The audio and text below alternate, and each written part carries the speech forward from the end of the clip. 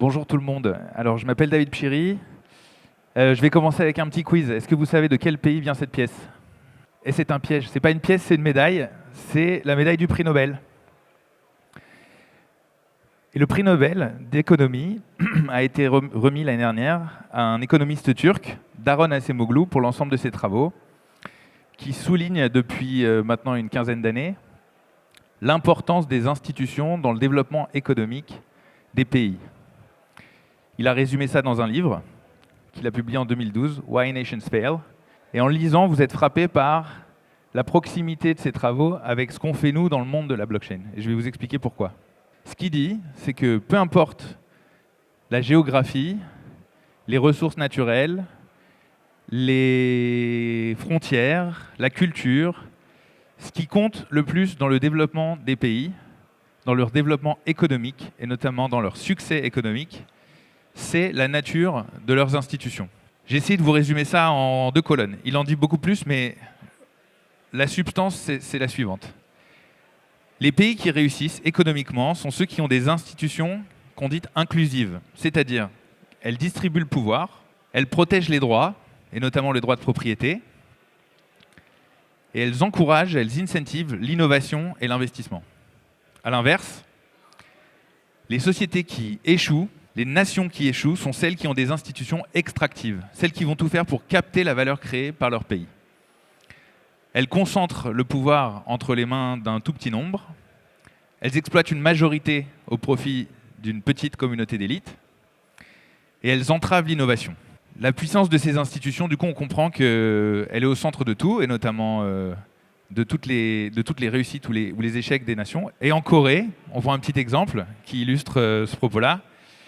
Vous avez 2 Corées, okay, même géographie, même langue, même culture, même accès aux ressources naturelles. La Corée du Sud est une démocratie inclusive qui a une économie florissante et qui est parmi d'ailleurs les pays qui a le plus haut taux d'adoption de la crypto. Je crois que ça tourne autour des 30% de la population qui utilise au quotidien la crypto. La Corée du Nord, au contraire, a un régime extractif, un régime qui concentre le pouvoir, des institutions qui captent la valeur créée par leur pays et une économie déclinante. Si on se rend compte de l'importance de ces institutions, on peut aussi se dire que depuis une vingtaine d'années, en gros depuis le début des années 2000, mais peut-être que vous avez d'autres exemples à me citer qui remontent plus loin que ça, il y a quand même une grosse crise de la confiance dans les institutions, que ce soit des institutions politiques, les gouvernances publiques, les institutions financières, les institutions, les systèmes médicaux, les systèmes judiciaires. Dans le monde, on voit quand même une espèce de vague comme ça, de crise de la confiance. J'ai pris quelques exemples, mais il y en a plein d'autres. L'exemple de l'Argentine, début des années 2000. Avec le Corralito, du jour au lendemain, les gens qui avaient de l'argent à la banque n'ont plus accès à leurs avoirs. Impossible de retirer de l'argent, même si vous avez 1 million à la banque, vous n'avez pas le droit de retirer plus de 20 € par semaine. La crise de 2008, les subprimes qui ont mis Wall Street à terre, les révolutions, les printemps arabes, les révolutions politiques, les intrusions, les ingérences dans les données des différentes plateformes. On est quand même pas mal challengé et on remet en question la nature des institutions. Cette présentation, j'ai commencé à l'écrire il y a plus de 2 ans.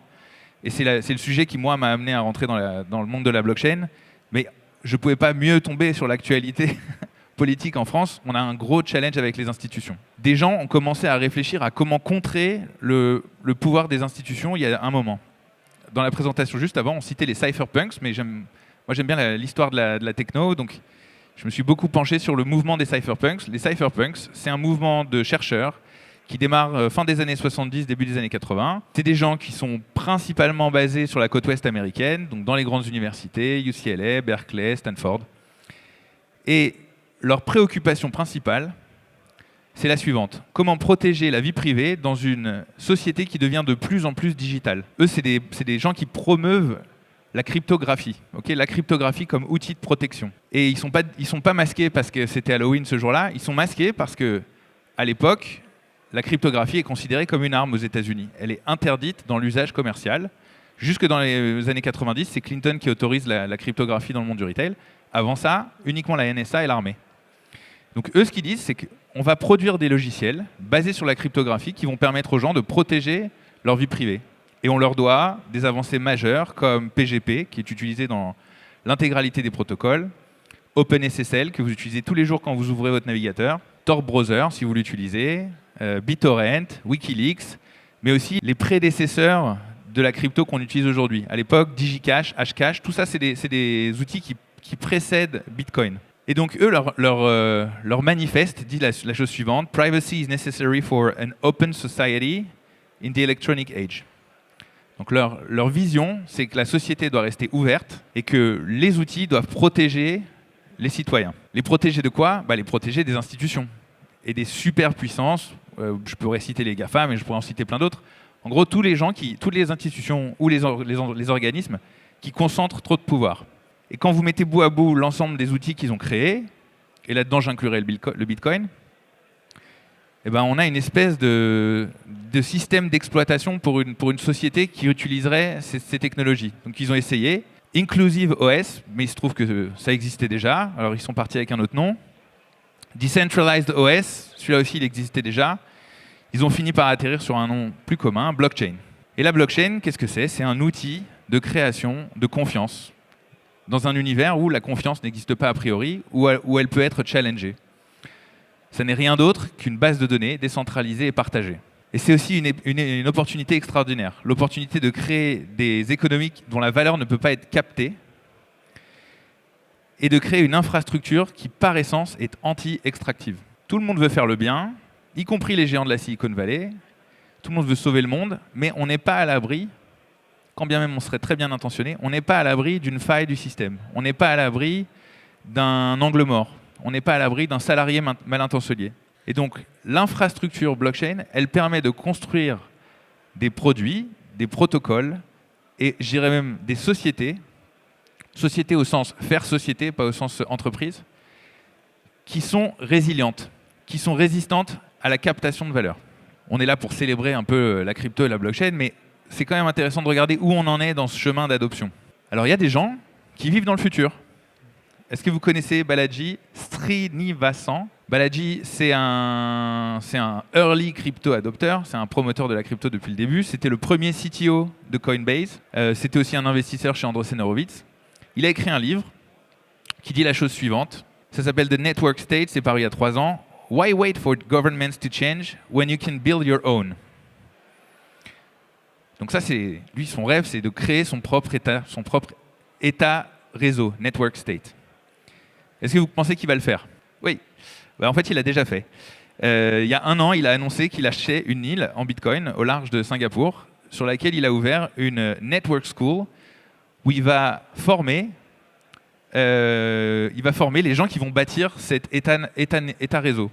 C'est un peu une utopie ou une dystopie, ça dépend où vous vous placez. Ça peut être très désirable comme futur ou ça peut être complètement atroce. En revanche, c'est en train d'arriver, doucement, doucement. Donc lui, il vit dans le futur. Je dirais que nous, on vit un peu plus dans le présent. Ce qu'on voit apparaître, c'est des cas d'usage. On en a parlé juste avant. La finance décentralisée, les paiements, la tokenisation d'assets du monde réel. Tout ça, c'est déjà des choses qui sont en train d'arriver. Ce avec quoi vous êtes peut-être moins familier, c'est d'autres cas d'usage qui sont en train d'émerger, mais à bas bruit, tout doucement. La recherche est en train d'utiliser les primitives de la blockchain pour se décentraliser. L'identité souveraine qui est permise grâce à la blockchain. La gouvernance publique ou la gouvernance de petits groupes via des DAO. Et la présence de profils en ligne avec la Decentralized Social. Tout ça, c'est des choses qui, quand on les met ensemble, forment un cadre assez cohérent, ce que moi j'appelle la Decentralized Society.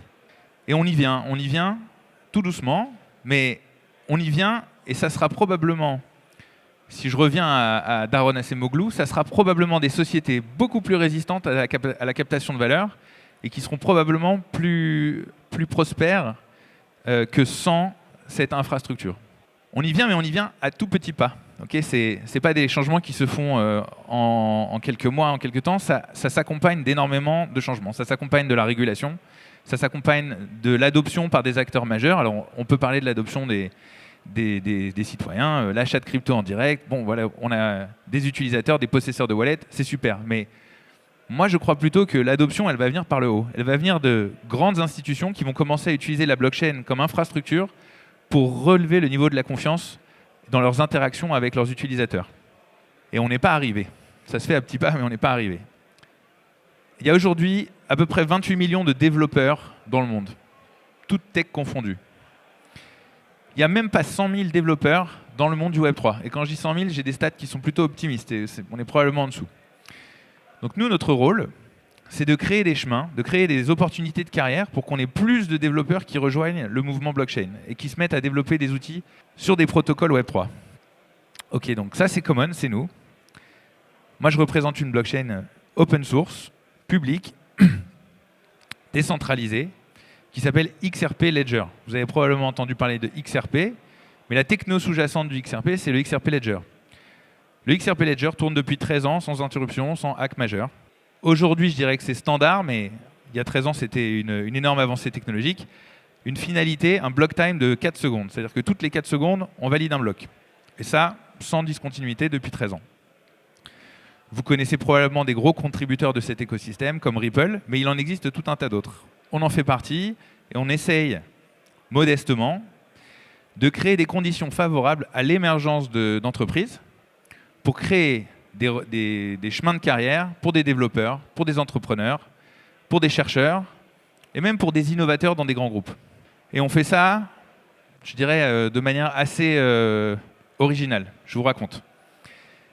On a un lieu à Paris où on produit pas mal d'événements et vous êtes évidemment conviés à y participer, qui servent à la fois à éduquer, mais surtout à connecter les acteurs les uns avec les autres. Je pense que c'est ça qui manque le plus, c'est de fortifier les ramifications du réseau dans le monde de la blockchain, non seulement entre nous, entre les différentes blockchains, mais aussi avec le monde extérieur et le monde traditionnel.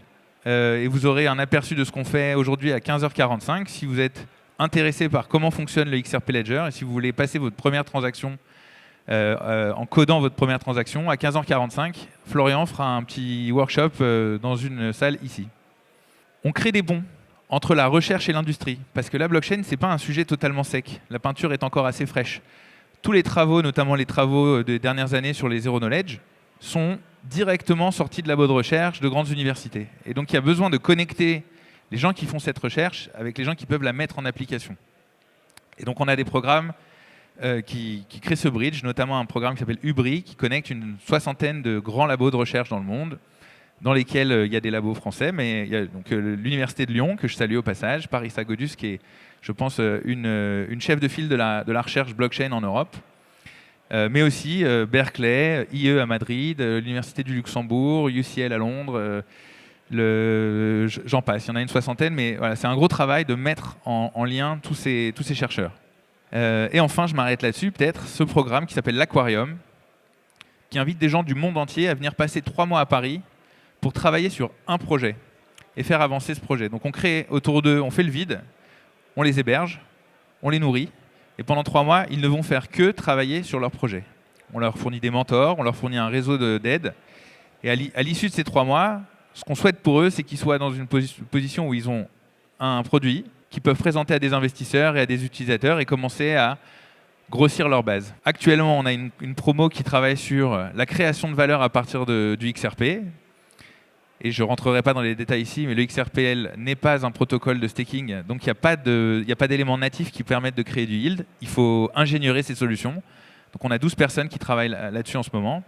Mais on travaille sur tout un tas d'autres sujets. On a dans les 2 dernières années incubé 70 personnes qui ont travaillé sur la propriété intellectuelle, l'identité souveraine, la régénération et d'autres sujets. Voilà, donc moi ce que je voudrais vous dire en substance, si vous êtes sur la ligne de départ, vous êtes en train de vous intéresser au monde de la crypto, au monde de la blockchain et vous vous dites j'ai peut-être une carrière là-dedans, je vous dirai la chose suivante, et c'est pas moi qui le dis, c'est Arthur Ashe, grand joueur de tennis des États-Unis. Success is a journey, not a destination. The doing is more important than the outcome. Donc peu importe ce que vous allez faire, ce qui compte, c'est que vous le fassiez, que vous vous lanciez. Et si vous voulez retrouver plus d'informations et nous rejoindre dans un de nos programmes, ça se passe par ici. Voilà, je vous remercie pour votre écoute. Bonne journée.